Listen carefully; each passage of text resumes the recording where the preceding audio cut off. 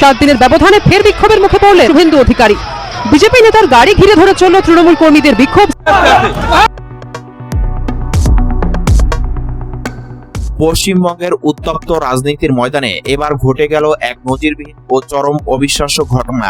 রাজ্যের বিরোধী দলনেতা তথা বিজেপি নেতা শুভেন্দু অধিকারী কনভয় ঘিরে মাঝ রাস্তায় বেঁধে গেল তুলকালাম কাণ্ড। ক্ষুব্ধ জনতার তুমুল বিক্ষোভ, স্লোগান আর দস্তাদস্তিতে রণক্ষেত্রে রূপ নিল পুরো এলাকা। যে নেতা সবসময় কড়া নিরাপত্তার ঘেরাটোপে চলেন, তার গাড়ি আটকে সাধারণ মানুষের এই চরম রূপ দেখে রীতিমতো থমকে গেছে রাজনৈতিক মহল। সামাজিক যোগাযোগ মাধ্যমে এই ঘটনার খবর ছড়িয়ে পড়তে শুরু হয়েছে তোলপাড়। কিন্তু সত্যিই কি মাঝ রাস্তায় এমন কোনো অপ্রীতিকর পরিস্থিতির শিকার হলেন শুভেন্দু অধিকারী? কেন হঠাৎ তার উপর এতটা ক্ষিপ্ত হয়ে উঠলেন রাজ্যের সাধারণ মানুষ ও সংখ্যালঘু সম্প্রদায়? আর এই চরম উত্তেজনার পিছনে কোনো রাজনৈতিক মাস্টার প্ল্যান কাজ করছে? ওপার বাংলার এই মুহূর্তের সবচেয়ে বড় ব্রেকিং নিউজের পিছনের আসল সত্যিটা জানতে ভিডিওটি একদম শেষ পর্যন্ত দেখুন।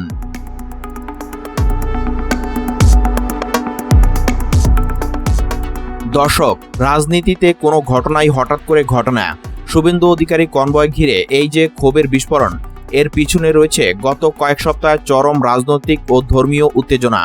সম্প্রতি পশ্চিমবঙ্গের নবনির্বাচিত বিজেপি সরকার এবং বিশেষ করে শুভেন্দু অধিকারী একের পর এক এমন কিছু সিদ্ধান্ত নিয়েছেন যা রাজ্যের একটি বড় অংশের মানুষকে ক্ষুব্ধ করে তুলেছে। প্রথমত, কলকাতার রাস্তায় জুমার নামাজ আদায়ে ট্রাফিকের অজুহাত দেখিয়ে বিধিনিষেধ আরোপ করা হয়। দ্বিতীয়ত, আসন্ন পবিত্র ঈদুল আজহা বা কোরবানির আগে প্রকাশ্য স্থানে পশু জবাইয়ের উপর আইনি কড়াকড়ি এবং ফিটনেস সার্টিফিকেটের মতো নিয়ম জারি করা হয়েছে। সংখ্যালঘু সম্প্রদায়ের অভিযোগ, আইনশৃঙ্খলা রক্ষার নামে আসলে পরিকল্পিতভাবে তাদের ধর্মীয় স্বাধীনতায় আঘাত করা হচ্ছে। আর এই ক্ষোভেরই বহিঃপ্রকাশ ঘটেছে রাস্তায়। যখনই শুভেন্দু অধিকারী একটি বিশেষ এলাকা দিয়ে যাচ্ছিলেন, তখনই স্থানীয় উত্তেজিত জনতা তার গাড়ি ঘিরে ধরে এবং কালো পতাকা দেখিয়ে চরম বিক্ষোভ প্রদর্শন করে। পরিস্থিতি এতটাই বেগতিক ছিল যে পুলিশকে লাঠিচার্জ করে পরিস্থিতি নিয়ন্ত্রণে আনতে হয়। রাস্তায় যখন এই গণবিক্ষোভ আর দস্তাদস্তির খেলা চলছে, ঠিক তখনই শুভেন্দু অধিকারীর জন্য আরও বড় ধাক্কা অপেক্ষা করছিল আদালতের এজলাসে। ক্ষমতার চেয়ার বদল হলেও রাস্তার লড়াইয়ে যে আসল খেলোয়াড় এখনও মাঠ ছাড়েনি তা প্রমাণ করলেন তৃণমূল নেত্রী মমতা বন্দ্যোপাধ্যায়। সাধারণত রাজনৈতিক লড়াই রাজপথেই সীমাবদ্ধ থাকে, কিন্তু এবার দিদি চেনা ছক বদলে একদম ভিন্ন এক চাল দিলেন। চেনা সাদা শাড়ির উপরে কালো গাউন এবং গলায় সাদা ব্যান্ড ঝুলিয়ে পুরোদস্তর একজন তুখোর আইনজীবীর বেশে কলকাতা হাইকোর্টে হাজির হলেন মমতা। তিনি সোজা বিচারপতি সুজয় পাল এবং বিচারপতি পার্থসারথী সেনের ডিভিশন বেঞ্চে গিয়ে নতুন সরকারে এই বিতর্কিত নির্দেশিকা এবং ধর্মীয় বৈষম্যমূলক আচরণের বিরুদ্ধে আইনি লড়াই শুরু করলেন।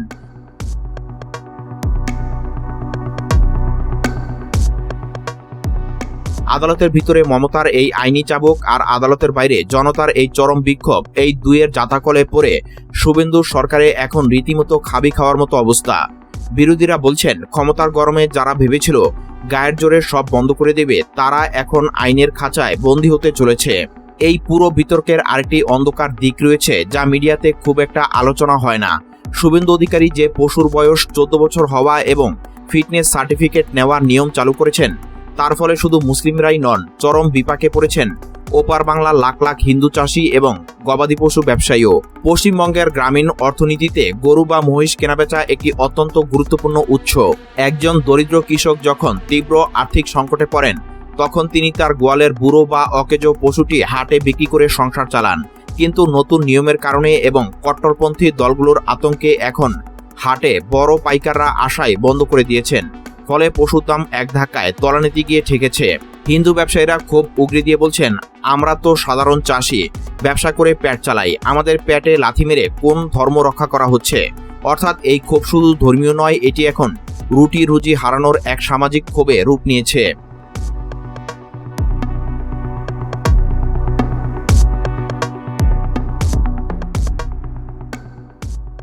বিশ্বের বৃহত্তম গণতান্ত্রিক দেশ বলে দাবি করা একটি রাষ্ট্রে যখন এভাবে নাগরিকদের পোশাক, খাদ্য এবং ধর্মীয় স্বাধীনতায় একের পর এক হস্তক্ষেপ করা হয়, তখন স্বাভাবিকভাবেই প্রশ্ন ওঠে আন্তর্জাতিক মহলে। কিন্তু সবচেয়ে আশ্চর্যের বিষয় হলো তথাকথিত প্রগতিশীল সুশীল সমাজ এবং আন্তর্জাতিক মানবাধিকার সংস্থাগুলোর ভূমিকা। বিশ্লেষকরা প্রশ্ন তুলছেন, এই একই ঘটনা যদি বাংলাদেশে ঘটত, বাংলাদেশে যদি কোনো দুর্গাপূজার মণ্ডপ বা রথযাত্রার সময় প্রশাসন রাস্তা থেকে তাদের সরিয়ে দিত বা বাধা দিত, তাহলে কি এই সুশীল সমাজ চুপ থাকতো?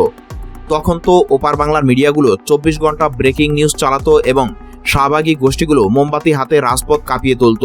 কিন্তু আজকে যখন ভারতে মুসলমানদের রাস্তায় 10 মিনিটের নামাজ পড়তে দেওয়া হচ্ছে না, তখন এই মানবাধিকারের ফেরিওয়ালাদের মুখে একেবারে কুলুপ আটা কেন? মুসলমানরা নির্যাতিত হলে কি সুশীলদের ডিকশনারিতে সেটাকে নির্যাতন বলে গণ্য করার কোনো নিয়ম নেই? এই ডাবল স্ট্যান্ডার্ড বা দ্বিচারিতাই আজ সাধারণ মানুষকে সবচেয়ে বেশি ক্ষুব্ধ করে তুলেছে। গণতন্ত্রে গায়ের জোর বা উগ্র নীতি কখনোই দীর্ঘস্থায়ী সমাধান আনতে পারে না।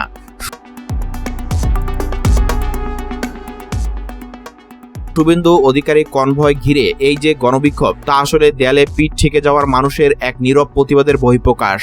ক্ষমতার দম্ভ দেখিয়ে একটি ধর্মনিরপেক্ষ রাষ্ট্রকে চরমপন্থী রাষ্ট্রে পরিণত করার এই চেষ্টা কি ওপার বাংলার মানুষ মেনে নেবে, নাকি আইনজীবী মমতার আইনি প্যাচে পড়ে শেষ পর্যন্ত পিছু হটতে বাধ্য হবে নতুন সরকার?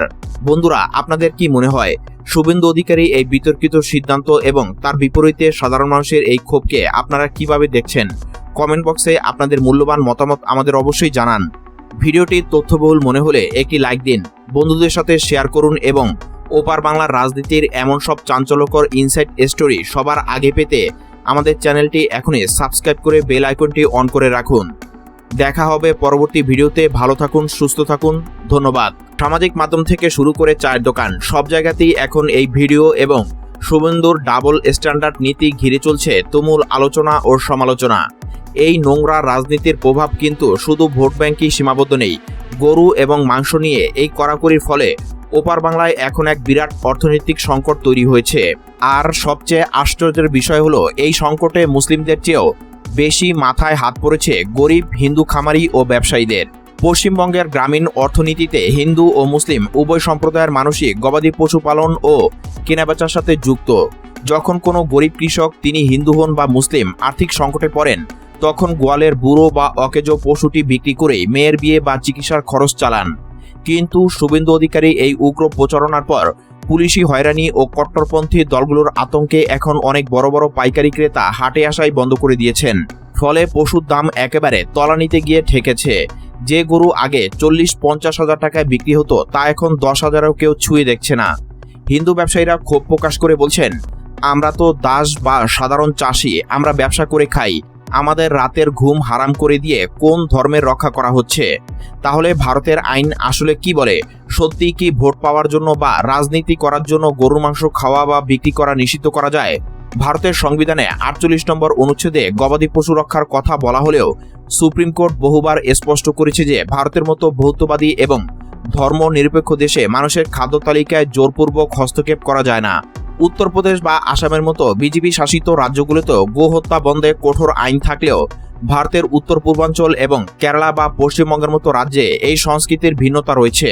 এখানে বহু হিন্দু ও আদিবাসী সম্প্রদায়ের মানুষও ঐতিহাসিকভাবে গবাদি পশুর মাংস গ্রহণ করেন। আইন বিশেষজ্ঞদের মতে শুভেন্দু অধিকারী যে আসাম মডেল পশ্চিমবঙ্গে চালুর ভয় দেখাচ্ছেন, তা আসলে স্রেফ একটি রাজনৈতিক ফাফা বুলি ছাড়া আর কিছুই নয়। কারণ ওপার বাংলার মানুষ কখনই তাদের খাদ্যাভ্যাস বা ব্যক্তিগত স্বাধীনতায় রাজনীতির এই আগ্রাসন মেনে নেবে না।